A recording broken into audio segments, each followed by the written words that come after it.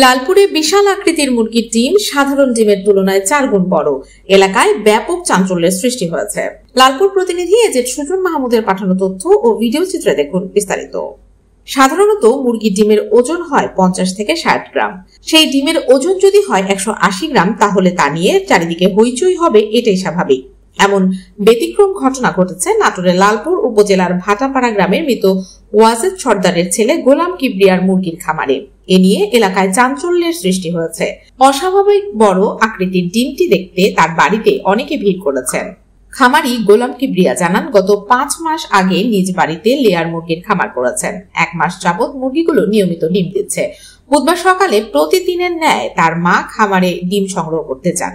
খামারের একটি খাঁচায় অস্বাভাবিক বড় আকৃতির একটি ডিম দেখে প্রথমে ভয় পেয়ে যান তিনি। পরে বিষয়টি পরিবারের অন্য সদস্যদের জানালে গোলাম কিবরিয়া এসে খাঁচা থেকে ডিমটি সংগ্রহ করেন। 3টি মুরগির ভিতরে একটা ডিম পাইলাম। পায়া তো আমি তো ফুর্তি একেবারে আনন্দ হয়, ফার্মের মধ্যে খুবই আনন্দ হচ্ছে। তারপর ডিম দেয় মাপলাম, মাপে 180 গ্রাম ডিম হয়েছে। পাড়ার মানুষও দেখি যাচ্ছে ডিম। ডিম আমরা জীবনে কোনোদিনও দেখিনি, সত্যিকারের কথা আমরা জীবনেও দেখিনি এত বড়। ডিজিটাল স্কেলে পরিমাপ করে দেখেন ডিমটির ওজন 180 গ্রাম। মুরগি বিশাল আকৃতির ডিম পেরেছে, এই খবর চারিদিকে ছড়িয়ে পড়লে এলাকার মানুষ তা দেখার জন্য বাড়িতে ভিড় জমাচ্ছেন।